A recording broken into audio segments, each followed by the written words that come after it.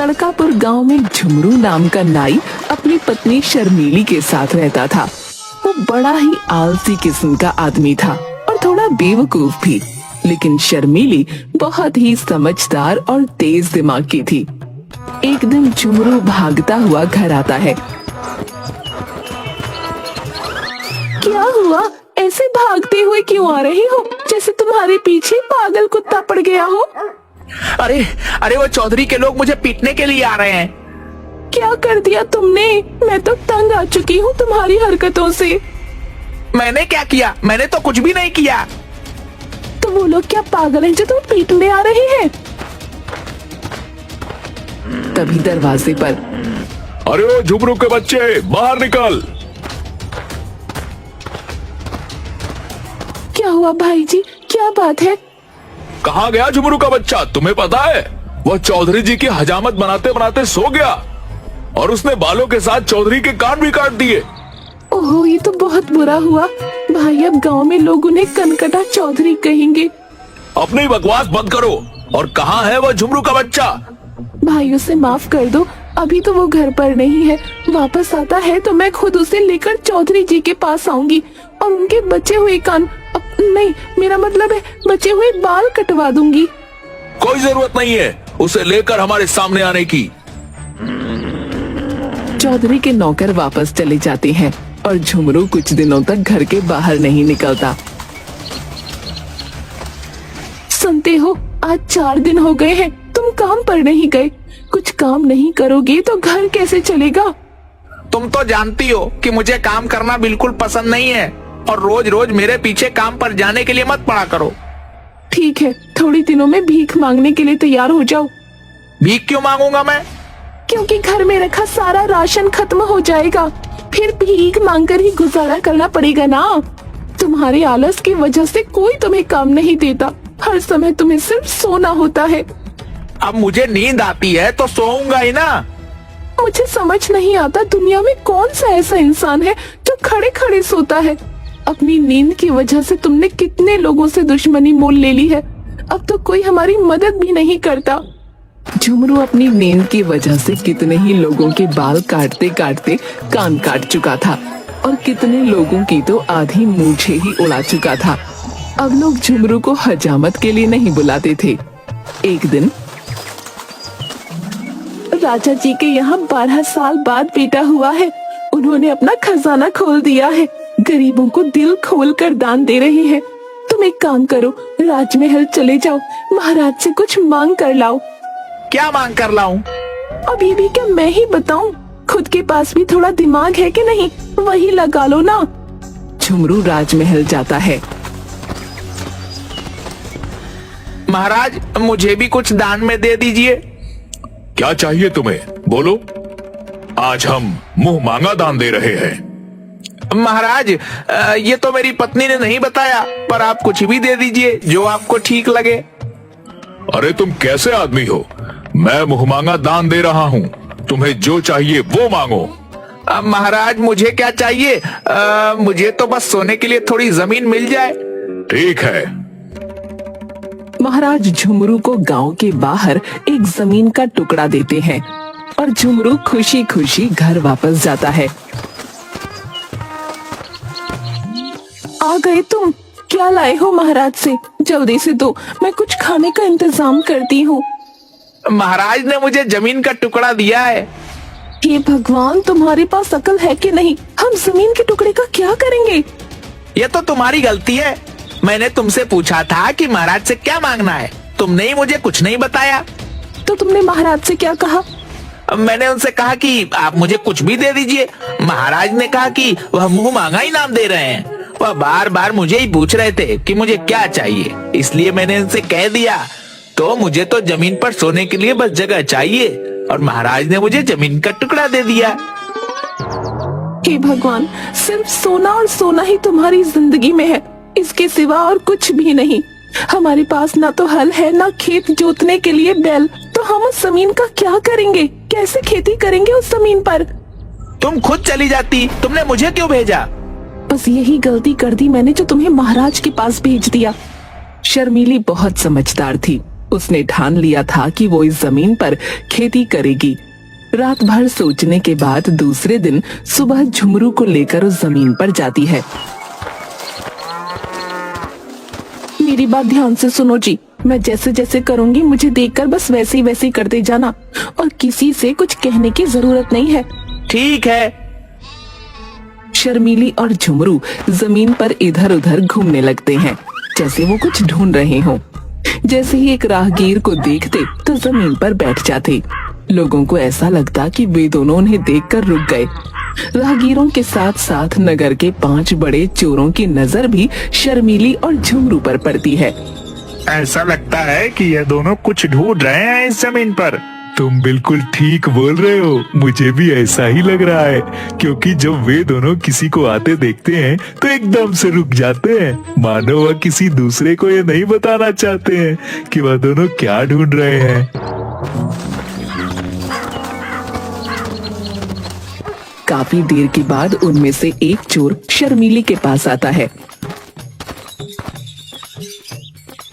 क्या हुआ बहन, कुछ ढूंढ रही हो क्या?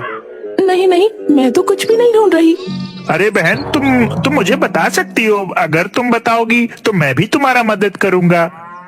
शर्मीली पहले तो थोड़ी नानुकुर करती है, फिर चोर के बार बार कहने पर उसे बताती है। भाई, ये जमीन मेरे दादाजी की है। बहुत साल पहले उन्होंने इस जमीन में सोने और चांदी से भरा घड़ा कहीं पर दबा दिया था। उस जगह का सही पता बताने से पहले ही उनकी मृत्यु हो गई। मैं और मेरे पति उसी घड़े को ढूंढ रहे हैं, लेकिन आपकी बात किसी को मत बताना। हाँ बहन, तुम मुझ पर भरोसा कर सकती हो, लेकिन मुझे लगता है कि तुम्हें मजदूरों की सहायता से इस पूरे खेत को खोदना चाहिए ताकि आसानी से तुम्हें वह घड़ा मिल जाए। अरे हाँ, ये तो आपने बिल्कुल सही सलाह दी। आपका बहुत बहुत धन्यवाद भाई। मैं मजदूरों को लाकर खेत की खुदाई करवाती हूँ। लेकिन अब तो अंधेरा होने वाला है बहन, तुम यह काम कल सुबह सुबह करवा लेना।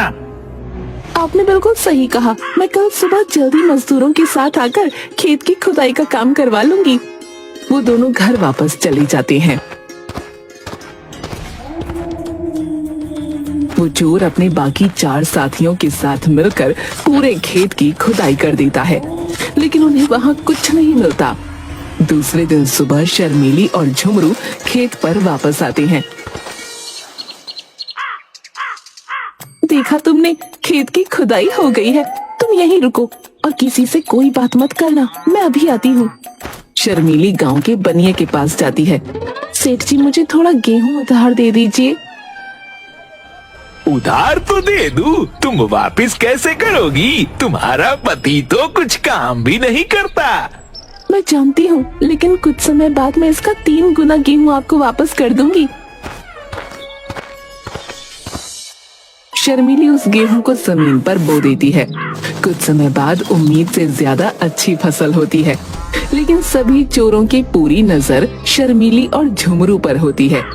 गेहूं काटने के बाद शर्मीली सेठ को 3 गुना गेहूं वापस कर देती है और कुछ गेहूं बेचकर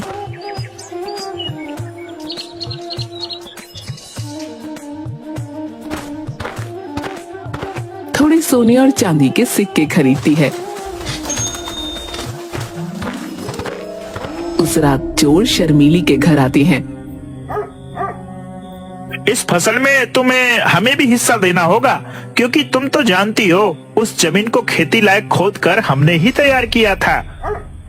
मैंने तुम्हें बताया तो था, उस जमीन में सोना मौजूद है। तुम इतनी मेहनत करने के बाद भी उसे हासिल नहीं कर सके, लेकिन वो घड़ा मुझे मिल गया और मेरे पास है। तुम्हारा उस पर कोई हक नहीं। मैं तुम्हें कुछ नहीं दूंगी। ठीक है, तुम संभाल कर रहना, हम अपना हिस्सा खुद ले लेंगे। एक चोर घर में छुप कर बैठ जाता है, लेकिन शर्मीली उस चोर को घर के अंदर छुपते देख लेती है। झुमरू चोरों की बात से थोड़ा डरा हुआ था। तुमने बेकार में ही चोरों से दुश्मनी मोल ली, अब ना जाने वह क्या करेंगे। डरने की कोई जरूरत नहीं है। हाँ, तुमने वह सोने और चांदी के सिक्के कहाँ रखे हैं? मैंने दरवाजे के नीचे घड़े में सिक्के रखे हैं, उसके ऊपर मिठाई रख दी है। अब तो 5 में से सबसे समझदार मैं ही कहलाऊंगा। रात को जब ये दोनों सो जाएंगे तो मैं वह घड़ा लेकर बाहर निकल आऊंगा। रात को दोनों के सोने के बाद वो बाहर छुपे अपने साथियों के पास घड़ा लेकर जाता है। ये लो, मैं अकेले ही सिक्कों का घड़ा ढूंढ कर ले आया। तुम तो बड़े हिम्मती निकले, हम सब तो ऐसे ही तुम्हें कमजोर समझते थे। अब तो मान गए। बड़ी मेहनत करी मैंने, मुझे भूख भी बहुत लग गई है, इसलिए आते आते इस घड़े में थोड़ी मिठाई भी रख लिया है। चलो पहले हम सब बैठ कर ये मिठाइयाँ खाते हैं। सारे चोर मिठाई निकालकर मुंह में डालते हैं, लेकिन शर्मीली ने मिठाई की जगह मिर्ची के लड्डू बनाकर रखे होते हैं, जिसे खाकर उनकी हालत खराब हो जाती है। दूसरे दिन सुबह वो सारे चोर बहुत गुस्से में वापस शर्मीली के घर जाते हैं। आ गए तुम लोग, कैसी रही रात की दावत? तुम्हारी शक्लें देखकर लगता है दावत बड़ी ही स्वादिष्ट थी। तुमने जो किया वो बहुत गलत किया है, अब तुम सावधान रहना, हम तुम्हें नहीं छोड़ेंगे।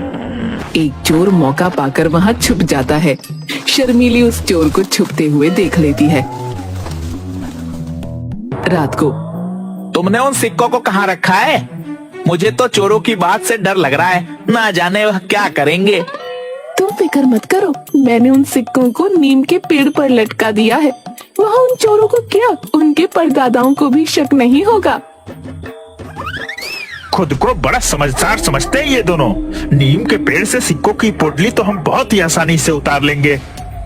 घर के बाहर अपने साथियों के पास जाकर वो पेड़ की तरफ इशारा करता है। वो देखो, इन बेवकूफों ने सिक्कों की पोटली ऊपर से पेड़ पर लटका रखी है। मैं पेड़ पर चढ़ता हूँ। लेकिन वहाँ सिक्के नहीं, मधुमक्खियों का छत्ता होता है। चोर अंधेरे में छत्ते पर हाथ लगाता है तो एक मधुमक्खी उसके हाथ पर काट लेती है। वो अपने हाथ को अपनी कमर पर रगड़ता है। नीचे खड़े बाकी चोरों को लगता है कि वो सिक्के अपनी जेब में डाल रहा है। तभी एक दूसरी मधुमक्खी उस चोर को काटती है। वो फिर से अपने हाथ को जोर से झटकता है। तुम ये जो कर रहे हो वो ठीक नहीं है। आज तक हमने जो भी चोरियां की हैं, वो सब मिल बांट कर लिया है। आज तुम बेईमानी कर रहे हो। मुझे किसी ने काटा। तभी दूसरी मधुमक्खी उसके सीने पर काटती है।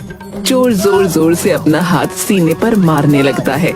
नीचे खड़े चोरों को अब लगता है कि वो सिक्के अपनी ऊपर की जेबों में भर रहा है। हमारे साथ बेईमानी करने की सजा तुम्हें जरूर मिलेगी। रुक जाओ, मैं भी पेड़ पर चढ़ता हूँ। मधुमक्खी ने उसे भी काटा। उसने भी अपना हाथ अपनी कमर पर मारा। अरे कुछ तो शर्म करो, वह तो बेईमान हो ही गया था, तुम भी उसके साथ बेईमान हो रहे हो। सारे सिक्के नीचे लेकर आओ, जो होगा मिलकर बांटेंगे। दूसरा चोर कुछ बोलता, उसके पहले ही दूसरी मधुमक्खी ने उसे काट लिया। उसने फिर से अपने हाथ को कमर पर रगड़ा, लेकिन नीचे खड़े चोरों को ऐसा लगा कि दूसरा चोर भी अपनी जेब में सिक्के भर रहा है। एक एक करके सारे चोर पेड़ पर चढ़ जाते हैं। रुक जाओ तुम सब के सब अपनी अपनी जेब में सिक्के भर लिए तुमने। अब बाकी के बचे हुए सारे सिक्के सिर्फ मेरे हैं और किसी के नहीं। वो पूरी ताकत से छत्ते पर हाथ मारते हैं, जिसकी वजह से मधुमक्खियाँ बुरी तरह से सबको काट लेती हैं और वो सब पेड़ से नीचे गिर जाती हैं। मुझे नहीं लगता कि वो पांचों चोर कभी हमारे घर की तरफ वापस आएंगे। लेकिन कुछ समय बाद घर के बाहर कुछ आवाज आने लगी। ये तो उन चोरों की आवाज है, ये फिर से वापस आ गए। लेकिन कोई बात नहीं, मैंने इन बेवकूफों को पहले भी चकमा दिया है और आज तो इनको सबक सिखा कर रहूंगी। उसने अपने पति की हजामत करने का उस्तरा हाथ में मजबूती से पकड़ा और खिड़की के पास खड़ी हो गई। एक चोर ने खिड़की से अंदर झांका तो शर्मीली ने उसकी नाक काट दी। खिड़की पर कोई नुकीली चीज टंगी हुई है, ध्यान से। एक एक करके सारे चोरों ने खिड़की से अंदर जाने की कोशिश की और शर्मीली ने सबकी नाक काट दी। सिर्फ एक चोर की नाक बच गई। वो किसी तरह अपने साथियों को लेकर वहाँ से हकीम के पास गया। मुझे लगता है कि अब ये चोर कभी वापस नहीं आएंगे, उन्हें काफी सजा मिल चुकी है। तुम सही कह रही हो, मेरे साथ रहकर समझदार हो गई हो तुम। दूसरी तरफ चोरों को ये समझ आ चुका था कि वो इतनी आसानी से शर्मीली से कुछ नहीं ले सकते, इसलिए वो भेष बदलकर राजा के पास उसकी शिकायत लेकर जाते हैं। महाराज, शर्मीली और झुमरू ने हमसे अपनी फसल का आधा हिस्सा देने की बात कहकर अपने खेत में खुदाई का काम करवाया, लेकिन बाद में जब फसल अच्छी हुई तो वह अपनी बात से मुकर गए। वह दोनों हमें फसल में कोई हिस्सा नहीं दे रहे। महाराज, आप हमें न्याय दिलाइए। शर्मीली और झुमरू को दरबार में बुलाया जाए।